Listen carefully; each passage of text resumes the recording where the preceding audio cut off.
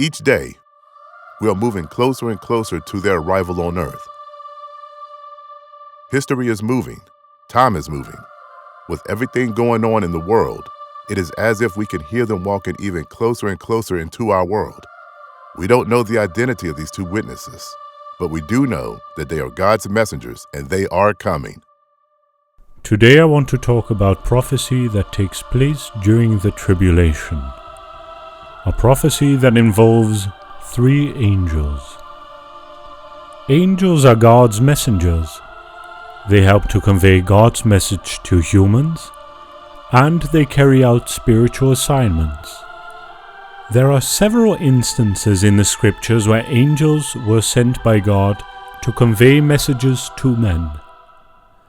For instance, the angel Gabriel was sent by God to Mary before she conceived Jesus Christ. At the ascension of Jesus Christ, 2 angels stood beside him and prophesied about his second coming. So, angels are associated with the words of prophecy.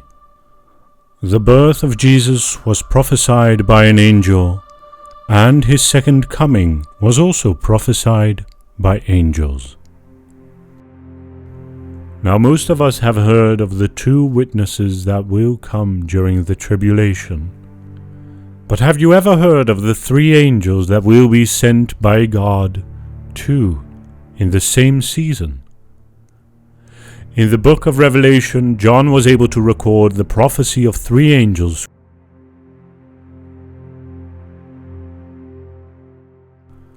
The prophecies of those angels are recorded in Revelations 14, verse 6 to 16, and they are to be taken into cognizance so that we can be at watch.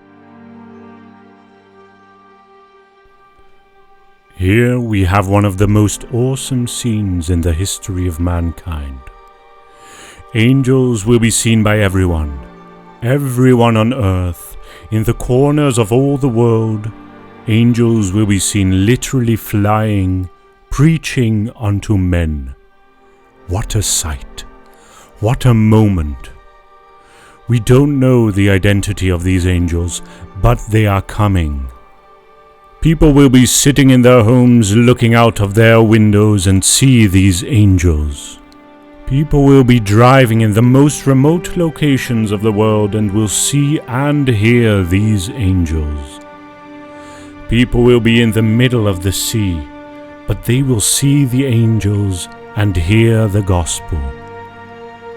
God will give the choice to all humanity to accept the gospel. God will warn humanity. God will plead with humanity, and that is what these angels will do. Warning humanity, pleading humanity to make the right choice. He is a God that cares. The wonderful thing is that as I am preaching this message, we are getting closer to the arrival of these angels. Every second, every minute, every hour, every day brings us closer to their arrival.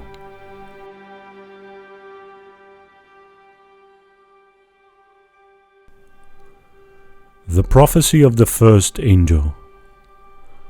The first angel preaches the gospel, warning humanity not to believe the Antichrist or take his mark. Revelations 14, verse 6 to 8. And I saw another angel fly in the midst of heaven, having the everlasting gospel to preach unto them that dwell on the earth, and to every nation, and kindred, and tongue, and people, saying with a loud voice, Fear God, and give glory to him, for the hour of his judgment is come, and worship him that made heaven, and earth, and the sea, and the fountains of waters. The first angel was sent by God to preach the everlasting gospel to everyone that dwells on earth. The first angel calls upon all nations to fear God give glory to him, and worship him as the Creator. The wonderful thing is that this angel will fly around in the heaven close enough to the earth to be seen and heard by all humanity. I don't know how God has this worked out, but the angel will be able to preach the everlasting gospel and communicate with every tongue, so language won't be a barrier for this angel. The first thing we should take notice of is the gospel this angel will come to preach. Is this gospel the angel will preach different to the gospel we preach now? No.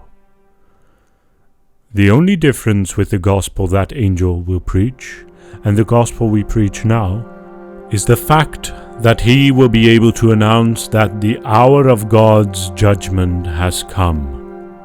We can only announce that the hour of God's judgment is coming.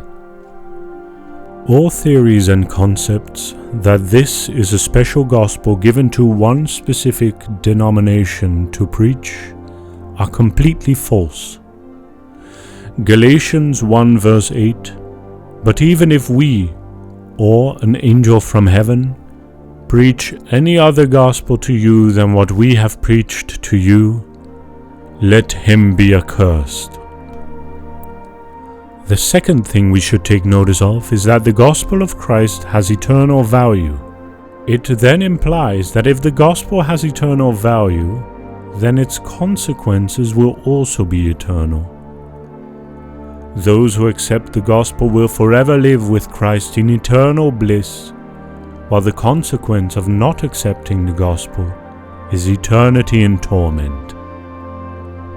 So, the everlasting gospel has everlasting effects and consequences.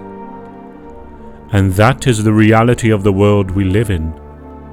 We all have an allotted time to accept the everlasting gospel because we are told clear in the Word of God, Hebrews 9 verse 27, "And as it is appointed unto men once to die, but after this the judgment." The prophecy of the second angel. The second angel preaches the fall of Babylon. Revelation 14 verse 8, "And there followed another angel, saying, Babylon is fallen, that great city, because she made all nations drink of the wine of the wrath of her fornication." After the great flood in the time for Noah, God promised never again to destroy the earth by a flood. Humanity, in its disobedience and rebellion against God, disbelieved the promise of God and began to build the Tower of Babel, which resulted in confusion. And we see this play out in Genesis 11 verse 1 through to verse 9. During the early centuries of the Christian era, compromise between Christianity and paganism led to the development of the Babylonian believers as prophesied in Revelation 13, verse 1 to 10. In the book of Revelation, Babylon, represented by the woman riding upon a scarlet-colored beast, together with her harlot daughters, is a fitting symbol of all apostate professed Christian denominations that have turned away from the law of God. The prophecy of the second angel immediately followed that of the first. The second angel proclaimed the fall of Babylon and re-emphasized it. Any people or nation who fails to accept the gospel message of the first angel will inevitably fall. It is pride that makes a nation to turn deaf ears to the everlasting gospel preached by an angel. And pride has always been the forerunner of a fall. Although this is a prophecy, yet the angel spoke as if the deed was done. This is so because whatever God has foreordained to happen will inevitably find fulfillment. Babylon is a great nation, no doubt about that. But her greatness will not be able to prevent her from falling in the great day of the Lord. In fact, her greatness will cause her fall to be much more remarkable. Proverbs 14 verse 34 clearly reveals that righteousness exalts a nation, but that sin is a reproach to any people. No matter how great a nation is, sin will almost effortlessly bring it down. The fall of Babylon echoes the righteous judgment of God over sinful practices. In essence, this angel will announce the fall of literal Babylon, which will be destroyed under the seventh vial. To understand this more, read Revelation 16 verse 17 to 21. The prophecy of the third angel. Revelations 14 verse 9 and 10. And the third angel followed them, saying with a loud voice, If any man worship the beast and his image, and receive his mark in his forehead or in his hand, the same shall drink of the wine of the wrath of God, which is poured out without mixture into the cup of his indignation. And he shall be tormented with fire and brimstone in the presence of the holy angels and in the presence of the Lamb. The prophecy of the third angel followed immediately after the first and the second angel prophesied. The prophecy of the third angel is that of warning against the worship of the Antichrist. There is an inevitable divine wrath that would come upon as many who choose to promote the interest and the image of that awful beast which parades itself as the Antichrist. The beast will have an identity, and the third angel sounded a loud warning not to receive his mark. The marks will be given either on the foreheads or on the right hands of those who worship the beast. No one would claim to be ignorant of not knowing the danger of receiving the mark of the beast, as the Word of God gives us a prior warning. God does everything He can to warn people, but He does not impose Himself on anyone. So the third angel will fly in the heavens, warning all of humanity in the kingdom of the Antichrist that if they do take the mark, the name or the number of the name of the beast and worship him, they will seal their own doom and be eternally destined to go to the same place that the Antichrist and the devil would dwell for eternity.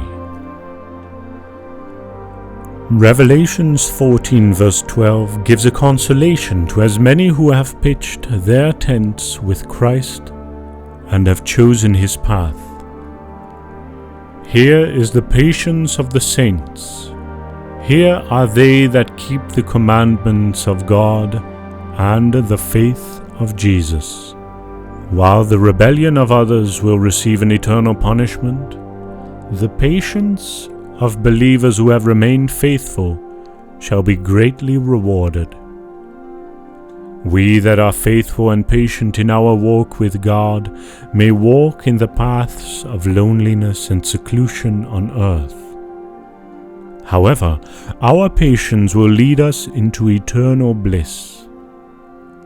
There is a heavenly reward for patience. God is not unjust to forget our sacrifices and all that we have forfeited on earth in order to lay hold on eternity. The prophecy of the three angels is a wake-up call for the believers to ensure that they are always on guard, patiently waiting for the return of the Lord. Heaven is surely worth of all the sufferings and trials that we endure on earth. While the rebellious will have themselves to blame, believers will ever rejoice in the presence of God. Eternity is too long for anyone to make light of. We must endure to the end in order to be crowned. Here we have one of the most awesome scenes in the history of mankind. Angels will be seen by everyone on earth, in the corners of all the world. Angels will be seen literally flying, preaching unto men. What a sight! What a moment! We don't know the identity of these angels, but they are coming. People will be sitting in their homes looking out of their windows and see these angels. People will be driving in the most remote locations of the world and will see and hear these angels. People will be in the middle of the sea, but they will see the angels and hear the gospel. God will give the choice to all humanity to accept the gospel. God will warn humanity. God will plead with humanity, and that is what these angels will do. Warning humanity, pleading humanity to make the right choice. He is a God that cares. The wonderful thing is that as I am preaching this message, we are getting closer to the arrival of these angels. Every second, every minute, every hour, every day brings us closer to their arrival.